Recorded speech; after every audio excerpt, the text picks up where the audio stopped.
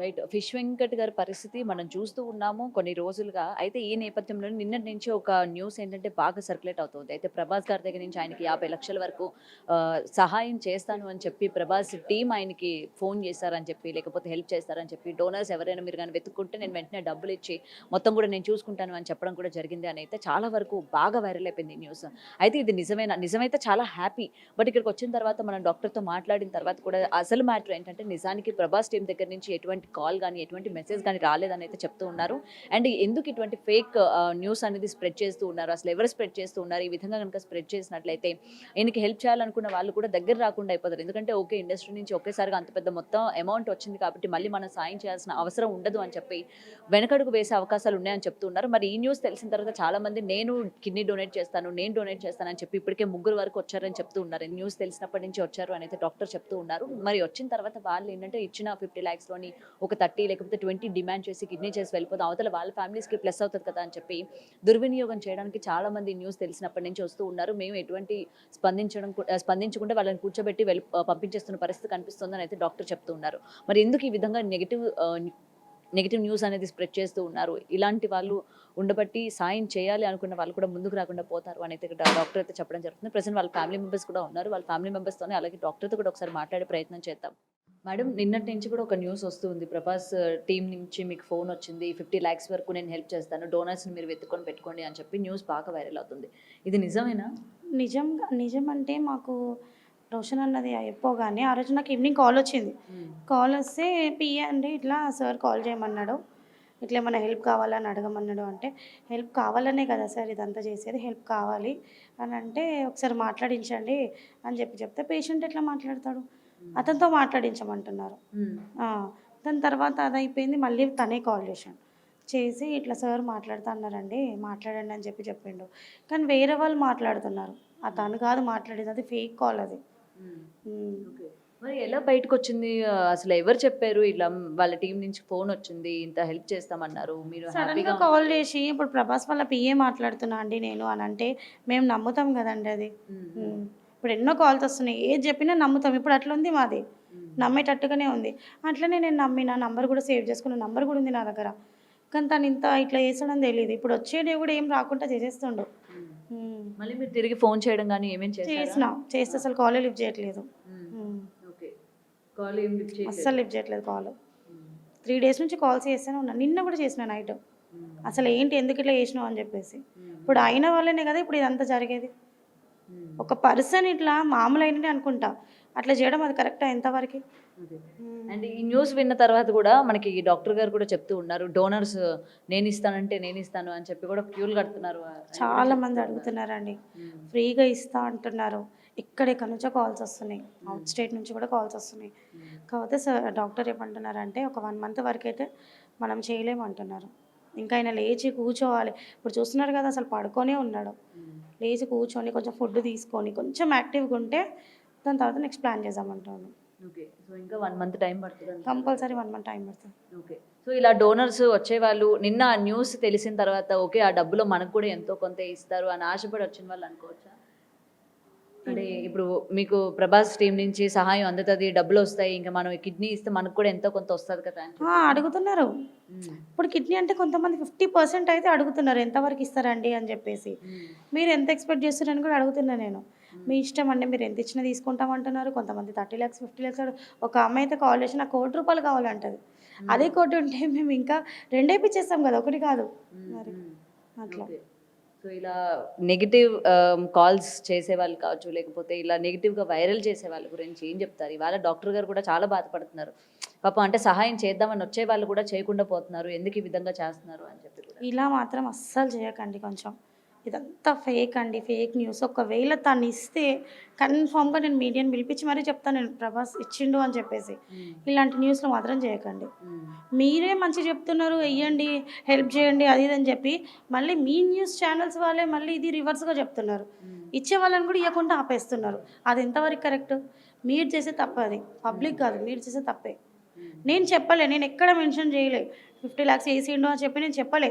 Just కాలొచ్చిందండి అని మాత్రమే నేను చెప్పిన. అంతే. హ్మ్. దానికి ఎక్కడ ఏమేమో మాట్లాడుతున్నారు. ఇదేదో న్యూస్ అంతా. హ్మ్. అన్ని పిచ్చి న్యూస్ అన్ని. ఇదైతే హ్మ్. Fake news. హ్మ్. అండ్ ఇన్ని డేస్ అయింది కాబట్టి ఈ న్యూస్లో కూడా బాగా వైరల్ అయింది కాబట్టి ఇండస్ట్రీ నుంచి ఎవరైనా కాల్ చేయడం కానీ ఎవరైనా చూడడానికి కానీ రావడం కానీ ఏమైనా జరిగిందమ్మా?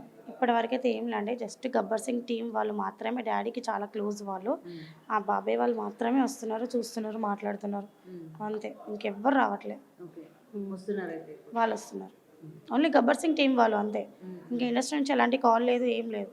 హ్మ్. ఎందుకంటే ఆల్రెడీ బిగ్ టీవీ కూడా అటు ప్రొడ్యూసర్స్ కౌన్సిల్ ఎవరైతే ఉన్నారో డిస్ట్రిబ్యూటర్స్తో కూడా మాట్లాడేటప్పుడు ఆయనకి మెంబర్షిప్ ఉన్నా లేకపోయినా వాళ్ళ దృష్టికి తీసుకెళ్తాము, సహాయం చేస్తాము అని కూడా చెప్పడం జరిగింది.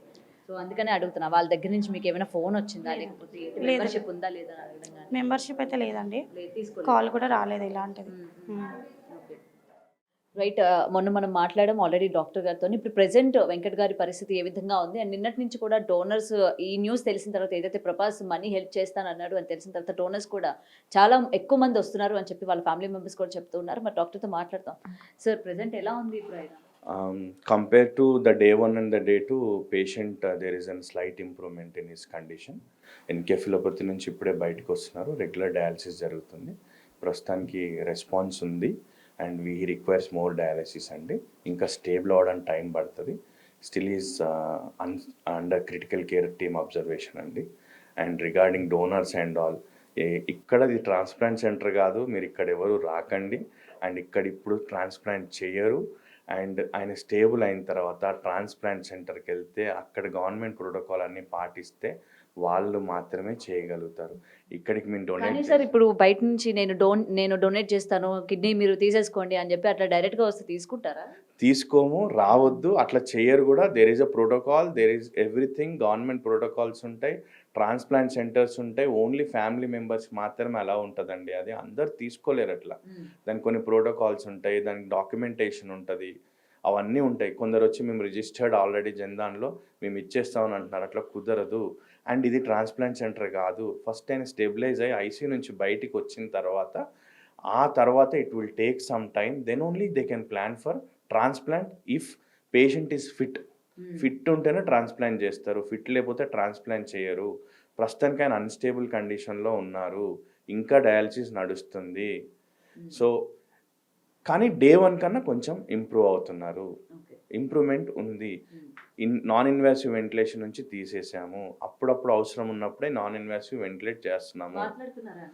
ప్రస్తుతానికి రెస్పాన్స్ ఇస్తున్నారు, అంటే not spontaneous but there is delayed in response, but he is responding, able to open his eyes, able to speak a little, Ryle's tube feeding ఇస్తున్నాము.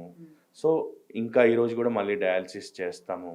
So it is going to take some more time, he will improve. We have to wait and watch, that is the thing as of now. Thank you. Sir fish Venkat గారిని చూసి వచ్చారు.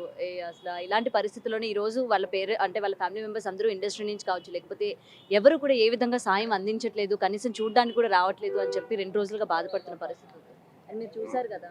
అంటే fish Venkat అనే వ్యక్తి ఒక కులాకు సంబంధించిన వ్యక్తి కాకుండా కళాకారుల వ్యక్తి.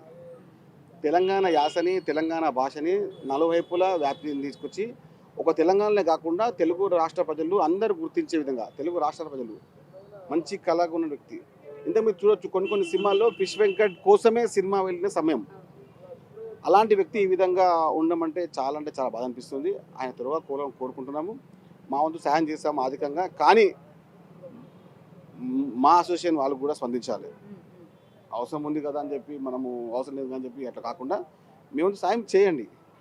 మా అసోసియేషన్ వారికి కూడా ఆయన చాలా మంచి నటుడు, అలాంటి నటుడిని మీరు కాపాడుకోవాలి. అలాంటి నటుని కాపాడుకోవడం అంటే చాలా మందికి మీరు ఒక మంచి ఒక వ్యక్తిని కాపాడుకుంటే ఒక ఇండస్ట్రీకి కూడా ఒక మంచి పేరు వస్తుంది నా ఉద్దేశం. కాదు అంటే ప్రభుత్వ పక్షాన మేము ప్రత్యక్షంగా పరోక్షంగా అండగా తోడుగా నీడగా ఉండి తీరుతాం. ఎందుకంటే ఆయన మా కుల బంధువు, మా వ్యవస్థ, మా యొక్క కుటుంబ సభ్యుడు కాబట్టి ప్రభుత్వం తీసుకెళ్ళాము. ఇంకా మెరుగైన వైద్య సదుపాయం చేసుకొస్తాము. ఎంత డబ్బు అవసరం ఉన్నా కూడా మేమందరం సేకరించి ఆయనకు ఆదుకుంటాము. అండ్ ఇంకొకటి, ఇప్పుడు మీరు అన్నారు కదా కుటుంబ సభ్యుడే, మాకు కూడా కుటుంబ సభ్యుడు, మాకు కూడా సన్నిహితుడు అని చెప్తూ ఉన్నారు. మరి ఈ రోజు మీరు ఎటువంటి స్టెప్ తీసుకోబోతున్నారు? మీరు ఏమైనా ఇండస్ట్రీ పరంగా మాతో కానీ ఎవరితోనైనా మాట్లాడే ప్రయత్నం ఏమైనా చేస్తారా, లేకపోతే ఇటు పొలిటికల్ పరంగా ఎవరితో మాట్లాడే అవకాశం ఉంది? నేను మంత్రి దామోదర్ రాజతో మాట్లాడాను. నిమ్స్లో ఇప్పుడు ఇక్కడ దీని పక్కన చూసి నిమ్స్లో కూడా మెరుగైన వైద్యం అందించే విధంగా ముందుకెళ్తాము. ప్రభుత్వ పక్షాన తోడుగా నీడగా ఉండని చెప్పాము, ఉండి తీరుతాం కూడా. ఎందుకంటే ఒక కళాకారుణ్ణి కాపాడుకోవడము, అదేవిధంగా ఒక గంగపుత్రుడి యొక్క వ్యవస్థని కాపాడుకోవడము, వారి యొక్క వ్యక్తిని కాపాడుకోవడం అంటే మాకు మాకు మాకు ఒక అదృష్టంగా భావిస్తాం ఆయన పనిచేస్తున్నాం కాబట్టి. ఎందుకంటే తెలంగాణ రాష్ట్రంలో, ఉమ్మడి ఆంధ్రప్రదేశ్ రాష్ట్రంలో ప్రత్యేకంగా వ్యవస్థ ఉన్న వ్యక్తి. నేను అప్పుడు చాలాసార్లు సినిమా చూసేటప్పుడు నేను నరసింహ యాదవ్ గారి తర్వాత ఫిష్ వెంకట్ గారికి నేను అభిమాని. ఎందుకంటే తెలంగాణ భాషకి యాసని తెలంగాణ రాష్ట్రం రాకముందు మునుపు నుంచి ప్రజల్లోకి తీసుకెళ్లిన వ్యక్తులు కాబట్టి ఇలాంటి వ్యక్తుల్ని మనం ఆదుకోవడం అంటే దేవుడు మనకు కల్పించిన ఒక బృహత్ చర్య ఇది. కాబట్టి మా అసోసియేషన్కి ఒకటే విజ్ఞప్తి చేస్తున్నాను, మీ సభ్యునిగా మీరు ముందుకొచ్చి మీరు యొక్క ఆదుకోవాలి. లేకపోతే తప్పుడు సంకేతాలు పోతాయి. ఇప్పుడు ఏదో మా కళాకారు బృందం ఉంది మేము ఇచ్చామని కాకుండా, మేము మీ అసోసియేషన్ వారు మా అనుకుంటున్నవారు కాబట్టి మీరు తప్పకుండా మీరు చేయకపోతే సంకేతాలు తప్పుగా పోతాయి. కళాకారుల వ్యవస్థలపైన, ఒక సినీ ఇండస్ట్రీ వ్యవస్థ పైన తప్పు సంకేతాలు అవుతాయి. కాబట్టి మేము మీ కోపం ఒకటే, మా అసోసియేషన్ వారు ఏం సాయం చేస్తారో వాళ్ళ కుటుంబ సభ్యులకు సాయం చేయండి. వారి పక్షాన కాకపోతే సలహాలు సూచనలను ఇవ్వండి. ఎక్కడికి వెళ్ళాను మేము మా వ్యవస్థ తరపున మేము తప్పనిసరిగా ఆయనకు అండగా ఉన్నాం, ఉండి తీరుతాం. మీరు వచ్చినా రాకున్నా, మా అసోసియేషన్ వాళ్ళు వచ్చినా రాకున్నా ఫిషరీస్ వ్యవస్థ, గంగపుత్ర వ్యవస్థ ఆయనకు తోడుగా నీడగా ఉండి తీరుతుంది. ఇది తెలంగాణ రాష్ట్ర వ్యాప్తంగా ఉన్న మా యొక్క వ్యవస్థ ద్వారా మేము ఒక చిన్న మాట, వారికి ఎంత డబ్బైనా పర్లేదు మేము చూసి ఆదుకుంటాం. రైట్. కొంచెంగా ఆయన కోలుకుంటున్నారు. ఎటువంటి ఫేక్ న్యూస్ కూడా స్ప్రెడ్ చేయొద్దు అని చెప్పి కూడా అటు వాళ్ళ పేరెంట్స్ కావచ్చు, లేకపోతే డాక్టర్ కూడా ఇవాళ స్పందిస్తున్న పరిస్థితి కనిపిస్తుంది. అండ్ డోనర్స్ కూడా ముఖ్యంగా ఈ న్యూస్ తెలిసిన తర్వాత చాలా మంది రోజుకి 3-4 చొప్పున వచ్చి మేమిస్తామని చెప్పి కూడా వాళ్ళు ఇక్కడే కూర్చుంటున్న పరిస్థితి ఉందంట. అంటే వద్దు, మాకు అవసరం లేదు, మేము అవసరమైనప్పుడు మేము చెప్తాము, మాకు డోనర్స్ కావాలంటే మీరు వెళ్ళిపోండి అని చెప్పినా కూడా వెళ్ళలేని పరిస్థితి కూడా కనిపిస్తుంది అని చెప్తూ ఉన్నారు. సో ఏదైతే ఇలాంటి నెగిటివ్ న్యూస్ అనేది స్ప్రెడ్ చేస్తూ ఉన్నారో డెఫినెట్గా ప్రతి ఒక్కరు కూడా ఆపాలి. ఎందుకంటే ఆయన ప్రాణాపాయ స్థితిలో ఉన్నారు కాబట్టి ఎవరైనా హెల్ప్ చేయాలి అని చెప్పి దాతలు ముందుకు రావాలి అనుకున్న ఇలాంటి వార్తలు స్ప్రెడ్ చేయడం వల్ల ఓకే ఆయనకి సహాయం అందింది కదా అని చెప్పి ఆపేసే ప్రయత్నం కూడా చేసే అవకాశాలు ఉంటాయి. కాబట్టి డెఫినెట్గా ఏది మంచి ఏది చెడు అని చెప్పి 1కి 10 సార్లు మనం వేసే ముందు కూడా ఆలోచించాలి అని చెప్పి కూడా అటు పేరెంట్స్ అండ్ డాక్టర్స్ కూడా వేడుకుంటున్న పరిస్థితి కనిపిస్తుంది. అయితే ప్రెసెంట్ ఆయన సిచ్యువేషన్కి వచ్చేసరికి ఒక 2 డేస్ కన్నా ఈరోజు కొంచెం బెటర్గానే ఉంది. అంటే ఇంకా ఆయన కోలుకోవడానికి ఇంకా టైం పడుతుంది, మోస్ట్లీ 1 మంత్ పట్టొచ్చు అని కూడా చెప్తూ ఉన్నారు. దాని తర్వాత ఆయన బాడీ స్టేబుల్గా ఉండి అటు డయాలసిస్ కావచ్చు, లేకపోతే కిడ్నీ ట్రాన్స్ప్లాంటేషన్కి ఆయన రెడీగా ఉన్నారు, ఆ ట్రీట్మెంట్కి ఆయన స్పందిస్తారు, ఫిట్గా ఉన్నారు అన్నప్పుడే మేము ఆ ట్రాన్స్ప్లాంటేషన్ ఏదైతే ఉందో దాని మీద మేము ఫోకస్ చేస్తాము, అది చేస్తాము. అప్పటి వరకు ఆయన బయటికి రావడానికి అండ్ కాన్షియస్గా ఉండడానికి, కొంచెం నడవడానికి, లేకపోతే ఫుడ్ తీసుకోవడానికి మాత్రమే ఇప్పుడు ప్రయత్నం చేస్తున్నాము అని అయితే డాక్టర్ గారు చెప్తున్న పరిస్థితి కనిపిస్తుంది. కెమెరామెన్ సంతోష్తో గౌతమి రిపోర్టింగ్, హైదరాబాద్.